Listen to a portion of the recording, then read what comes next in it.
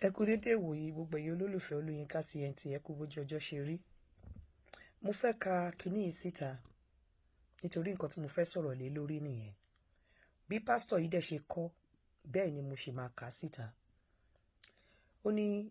"Hi Sister Yinka, good morning ma. Please, I need your help. I am not too good in sex, but all I enjoy most is sucking pussy. But I don't flex around though, cause I am a man of God. It's only me and my wife, but she doesn't like it. I have think about this before coming to your message. I don't have money because I am not a 419 pastor. I just want one if there is any for sucking, please ma. Please ma, I don't want to be exposed though, because I am a man of God and I am a pastor. Help me out." Ó dẹ̀ fi WhatsApp number ẹ̀ sí àti location ẹ̀ níbi tó wà. Nǹkan tí mo wá jẹ́ kí n ka kíní ìsìn ni pé, ṣorí ìwọ obìnrin àti ìwọ ọkùnrin tó bá keep church àbí any religion out of your marriage, ayé marriage yẹn máa bàjẹ́. Ẹ máa pàpà lose marriage yẹn ni. Wàhálà máa pàpà máa bẹ̀rẹ̀ sí ní ṣẹlẹ̀ nínú ilé yín ni. Ọlọ́run nìkan lọba ẹlẹ́san, Ọlọ́run nìkan ló gbọ́n. Ọlọ́run nìkan ni ẹ̀dá ń forí balẹ̀ fún, kò sí ẹlòmíì. Ọlọ́run nìkan ló mọ ìdájọ́ ẹ̀dá, Ọlọ́run nìkan ló lè ṣẹ̀dá ẹ̀dá. Pásítọ̀ leléyìí tẹ́lẹ̀ bá dé church ń sìn níwájú congregation ẹ̀, a máa preach against pé kò máa láòbò ìyàwó ẹ̀ àbí kò máa mú okó ọkọ ẹ̀. Òun wá dẹ̀ wá sínú inbox mi, ó introduce ara ẹ̀. In fact, nǹkan tó fi orúkọ tó ń jẹ́ nínú kinní kan, ó jẹ́ kí n ti mọ̀ pé pásítọ̀ ni. Ó dẹ̀ wá bá mi, ó dẹ̀ níyàwó, ó ní kí bá ń wá obìnrin tóun lè máa sọ̀kẹ̀. Ẹ̀yin tẹ́ wà gullible, ẹ̀yin ọ̀dẹ̀ kan, ẹ̀ wá lẹ̀ ń lọ sí church ẹ̀ ní àwọn pásítọ̀ kan sọ wípé kẹ́ má la oko ọkọ yín. Pásítọ̀ kan sọ wípé ẹlòmíì gan kó tiẹ̀ tó respect ọkọ ẹ̀, nǹkan tí ò lè ṣe fọ́kọ ẹ̀ nílé ó ṣe fún pásítọ̀ ẹ̀. Á kúnlẹ̀ fọ́kọ ẹ̀, á fọwọ́ gbóúnjẹ fún pásítọ̀, á gbóúnjẹ fọwọ́, bẹ́ẹ̀ kò ní lè ṣe fún ọkọ ẹ̀ nínú ilé. Tó o bá ti keep religion, tó o bá ti keep church, tó o bá ti keep ọ̀rọ̀ ẹ̀sìn kúrò nínú ìgbésí ayé ìyàwó ẹ̀ máa tú, ìgbéyàwó ẹ̀ máa padà túká ni. Mo ti sọ fún yín pé ọba Solomoni tó fẹ́ more than 300 wives tó tún ní àlè, ṣó tiẹ̀ yẹ kó ní àlè rárá? Kò sí ẹni tó lọ́lá tó láyé. Ọlọ́run ọba nìkan ló gbọ́n. Ṣé rí gbogbo wa tá a wà láyé yìí, kò sẹ́ni tó mọ ìdájọ́ ẹnìkan. Àárín wọn ń wá sínú inbox mi, àwọn pastors, àwọn tó jẹ́ àfà, wọ́n á wá bá mi, àfà ni mí o, àti ká wọ́n tún máa gbé ẹlòmíì, àfà ẹgbẹ́ wọn mí ṣe pé àfà tó bá sọ báyìí ló ṣe máa rí fún. Pé àǹtí á tún máa ṣàdúrà fún mi. Wọ́n á tún wá béèrè pé kí n bá wọn wó obìnrin, but ẹ̀yin follower wọn, ilé yín dẹ̀ ń dàrú látara nǹkan tí wọ́n ń preach fún yín. Mi ò ní really dwell much on Mùsùlùmí, because Quran ò sọ gbogbo ọ̀nà ni Quran sọ pé kò fi tọ́jú ìyàwó ẹ̀. In fact, kò sí ẹ̀sìn kan tó ní pé kí obìnrin múra yánmayànma. Màá rí àwọn kan tó lọ sí church tó máa jágèlè mọ́rí tí wọn ò ní lo yẹrí. Ẹ̀sìn Islam ò sọ bẹ́ẹ̀ láíláíláíláí. Gbogbo nǹkan lóbìnrin lè fi ṣe ẹ̀ṣọ́, bẹ́ẹ̀ kó ṣe fọ́kọ ẹ̀. Nǹkan tí Islam wí nìyẹn. Àwọn alájà tẹ́ rí yẹn, mí ń lo chain ìṣẹ̀ṣẹ̀, mí ń dá mú lu. But nǹkan tó wọ́n ní kó fi múnú ọkọ wọn dùn ni. In fact, ní Islam, ẹ rí pé àwọn ọkùnrin tó bá rí lè gba ẹ̀sìn gidi yẹn, wọn kì í lo gold. Torí ẹ̀ṣọ́ gold wà fún obìnrin, ló wà fún in Islam. Gold obìnrin ló wà fún, ọkùnrin ló ń lo silver. Kẹ́ bá lè mọ̀ wípé Islam gan fi àyè gbà pé àwọn àjẹ́ atẹ́rí tó ń borí yẹn tó bá ṣí ara wọn fún yín, ẹ lè bu ọbẹ̀ sí orí ara ẹlòmíì báyìí, ẹ máa kúnlẹ̀, ẹ máa fi jẹ̀kọ. Tẹ́ bá rí irun ẹlòmíì, in tí wọ́n tó ń ṣiṣẹ́, even àwọn ẹlẹ́ha míì ní àwọn tí mo ti rí, tí mo ti bá pàdé ní Turkey, ìwọ tó ń ṣiṣẹ́ go ò lè gbé báàgì tí wọ́n ń gbé, o ò lè lo nǹkan tí wọ́n ń lò sára. Àwọn ẹlẹ́ha tó wà ní Istanbul, tó wà ní Turkey, o ò lè lò. Torí pé ní àwọn tó mọ ìlànà Mùsùlùmí dáadáa, gbogbo nǹkan lọ́lọ́run ní kó fi ṣẹ̀ṣọ́. In tó jẹ́ kí n máa sọ lé, mi ò ń ṣe Mùsùlùmí o, but mo bá wọn lò nǹkan tó jẹ́ kí n máa ṣe léyìí tí máa sọ léyìí ni wípé mo máa rí pé ọ̀pọ̀lọpọ̀ yìí tẹ́ ẹ ní àwọn church kan tẹ́ ẹ ń tanra yín ẹ ń ba yí ara yín jẹ́. Ọlọ́run tó bá look tattered Ọlọ́run go feel chattered.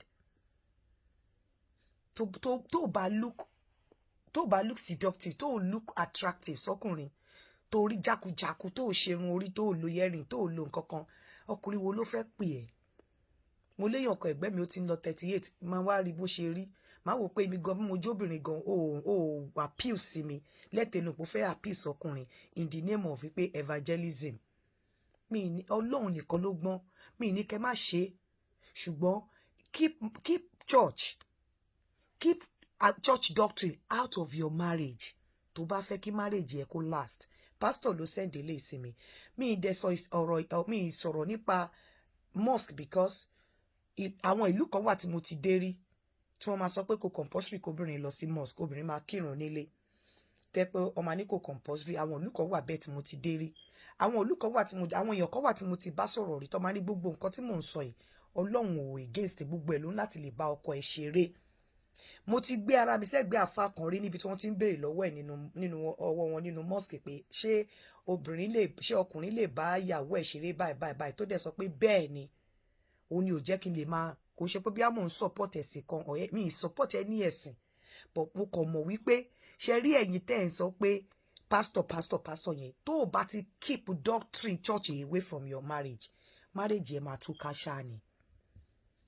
Nítorí gbogbo àwọn nǹkan tẹ́ ẹ̀ ń sọ wípé tó ń preach against fún yín gbogbo ẹ̀ làwọn ń ṣe ṣebí pastor ló send ilé kí n bá ń wọ ọmọ kó máa lá òbò ẹ̀. Àìmọye pastor tó ti wá bá mi nínú inbox àìmọye tó ti pè mí dání òjíṣẹ́ Ọlọ́run ni mí ẹ kúkú rí tí mo play lórí platform mi. Ìwọ obìnrin keep doctrine keep church away from your marriage. Mi ní kó má lọ sí church kó lọ gbọ́rọ̀ Ọlọ́run lọ sí church tí o bá fi pé church ló ti máa gbọ́rọ̀ Ọlọ́run lọ síbẹ̀ lọ worship but anything that has to do with your marriage lo marriage ẹ bí ìgbà tá bá ní pé àṣà ni ẹ deal pẹ̀lú marriage ẹ àṣà kò ṣe pé kó máa bú ọkọ o kò ṣe pé bóyá kó máa misbehave sí àwọn family ọkọ ẹ o when it comes to ọ̀rọ̀ dídó pé and satisfy ọkọ lórí bed handle marriage ẹ bí àṣà handle marriage ẹ bí ẹni wípé ọmọ orí street torí àwọn ọmọ orí street yẹn ló ń gba ọkọ yín àwọn ọmọ orí street àwọn ọmọ aláṣẹwó tẹ̀yìn pè láṣẹwó yẹn àwọn náà ń fi òbó gba ọkọ yín ìmí wọn ò lo káyámátá gbogbo àwọn techniques àti nǹkan kan tẹ̀yìn ò lè fún ọkọ yín tí church yín wà against tí doctrine church yín wà against ó làwọn ń ṣe fọ́kọ yín ẹ̀yin dẹ̀ wá máa sunkún kiri ẹ̀yin ò lè fẹ́ ọkọ yín lójú ẹ lè fẹ́ ọkọ yín nímú ṣùgbọ́n ẹ lè ṣe sàṣàṣà fún pastor ẹ lè pe dádí ẹ lè gbóúnjẹ sọ́wọ́ kí pastor máa pọn yín lọ́wọ́ lá ṣùgbọ́n ẹ lè ṣe fọ́kọ yín ẹ rí pé ayé yín ti ń bàjẹ́ díẹ̀díẹ̀ ẹ lè múra fọ́kọ yín ó lè múra ọ̀tọ̀ lọ sí church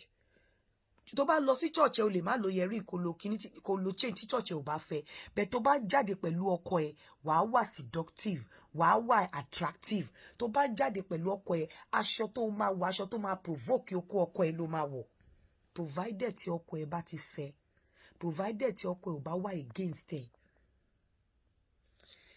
tí ọkọ ẹ gan tẹ́ bá jọ jẹ́ church okay irú pastor yìí sí òun àti ìyàwó ẹ ló jọ ń lọ sí church tíyàwó ẹ bá múra lọ sí church bíi church woman inú ẹ á máa dùn kínní kan wàrà sí nǹkan tó wà nínú ẹ ó wà evil ó ń wá obìnrin míì tó máa láàbò ẹ tí ọkọ ẹ gan bá sọ pé má múra báyìí lọ sí provide tó bá ti rí pé ìmúra yẹn ìmúra tí kò ń ṣe pé bóyá òfin seduce èèyàn ni àbí o ṣìdílẹ̀ àbí o ṣóbòlẹ̀ gbogbo àwọn ọkùnrin tó sọ fún mi pé má wọ ilé má wọ tán irọ́ náà ń pa àwọn nǹkan tí wọ́n ń wọ̀ fún wọn níta ni ìjọ tó bá ti sọ pé irọ́ omi ṣe ní wọ̀ má wọ òkínní kan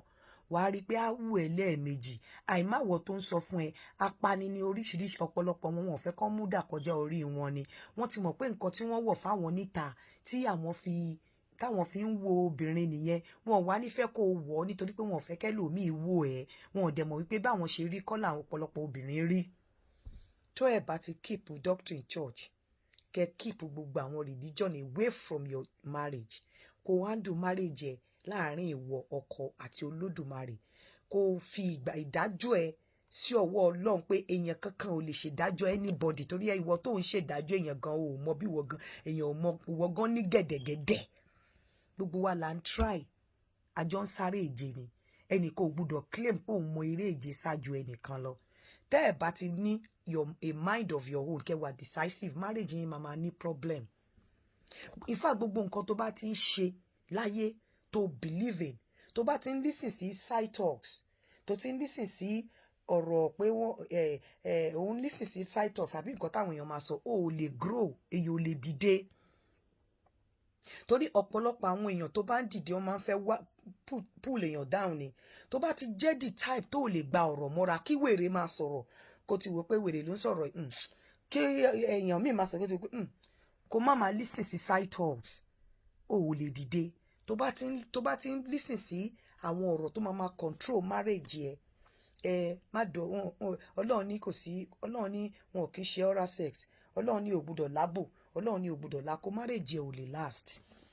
mo fẹ́ gbàwé Ọlọ́run ní ìjọ wẹ́ẹ̀sì yẹ marriage ò lè last gbàgbé ẹ̀ kò sẹ́ni tó ń ṣe ẹ̀wọ̀ ló ń ṣe ra ẹ̀ ó máa ní problem pẹ̀lú marriage ẹ̀ tó o bá ti wà neutral kó jẹ́ wípé o fẹ́ yin Ọlọ́run lọ yin Ọlọ́run o fẹ́ dúpẹ́ lọ́wọ́ Ọlọ́run kó mọ̀ pé Ọlọ́run nìkan ló ní ìdájọ́ ẹ̀ Ọlọ́run ló dá ẹ sáyé òun nìkan ló láṣẹ láti dájọ́ ẹ̀ òun nìkan ló láṣẹ láti pàṣẹ fún ẹ ẹ̀dá ẹlẹ́ran ara kan ò lè sọ pé ó ṣe máa rin ìrìn ìgbésí ayé ẹ̀ fún ẹ yàtọ̀ sí Ọlọ́run tó bá ti ní ọkàn yẹn ó máa ní problem pẹ̀lú marriage ẹ̀ ìwọ àtọkọ ẹ ò lè gree ìwọ àtìyàwó ẹ ò lè gree ẹ yé tanra yín mọ́ ọ̀pọ̀lọpọ̀ àwọn religious leaders yìí nǹkan tí wọ́n ń ṣe ẹ wá bí mi wọ́n máa ń pè mí torí ẹ̀ mo ṣe mú mẹ́sẹ̀gì yìí wá fún yín pé mo ṣe kà fún yín àìmọye irú ẹ̀ àìmọye tó máa pè mí ẹ lọ jáwọ́ ẹ tọ́jú ọkọ yín ẹ tọ́jú ìyàwó yín ẹ keep religion out of your marriage ẹ keep religion doctrine out of your marriage ẹ believe pé Ọlọ́run nìkan lọ́ba any religion tó bá ti ń sọ fún yín tó ti ń detect bẹ́ẹ̀ ṣe máa dó ọkọ yín bẹ́ẹ̀ ṣe máa bá ọkọ yín ṣeré bẹ́ẹ̀ ṣe máa dó ìyàwó yín bẹ́ẹ̀ ṣe máa bá ìyàwó yín ṣeré say no fèsì ọkọ ẹ kó keep ọkọ ẹ kó tọ́jú ọkọ ẹ kó mú ọkọ ẹ kó treat ẹ bí baby kọkọ ẹ náà treat ẹ bí baby èyí ni mo mú wá fún yín o mo mọ̀ wá ka kínní fún yín kẹ́ gbọ́ ni o ire o ó dàbọ̀.